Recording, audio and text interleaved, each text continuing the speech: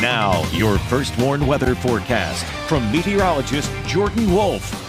Well, pavement and roads are starting to become a little wet across the state line as our next system is inching throughout the area, bringing with it rain that will eventually transition into some snow overnight tonight.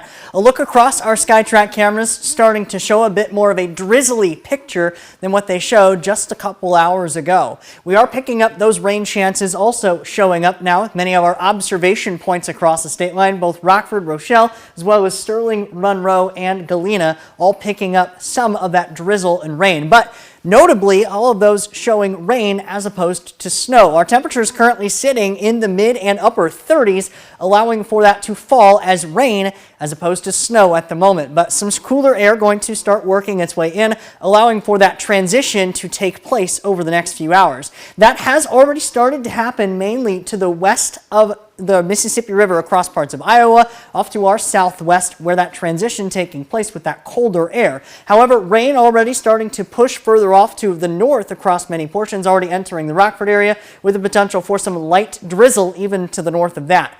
Previewing a couple of our systems here that we are going to be talking about. This first one with the rain transitioning to snow overnight tonight, followed by a next clipper system that comes in as we get Monday night going into Tuesday.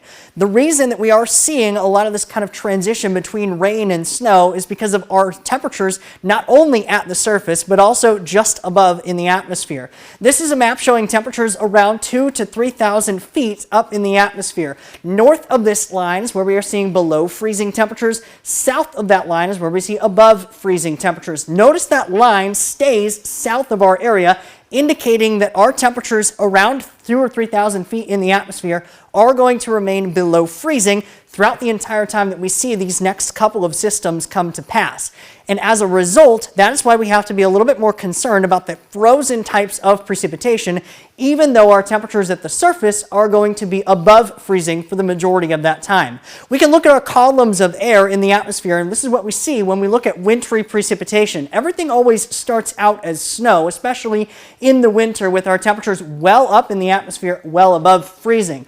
However, as that snow encounters that layer of warmer air, it melts and falls to the ground as rain. Regardless of how thick or narrow that particular layer of air can be, sometimes even though it's a very shallow layer of air near the surface, it can still cause that snow to melt and end up reaching the ground as rain, which is what we're seeing probably at the moment. However, as that column of air starts to bring some of that colder air in, most of that column, if not that extra layer near the surface, ends up being colder and below freezing, allowing for more snow to fall as opposed to rain. So this transition going to be taking place as we get in the next couple of hours, mainly toward midnight tonight is when most of us west of Interstate 39 switch over from rain to snow as temperatures hover a little closer to freezing for the overnight hours.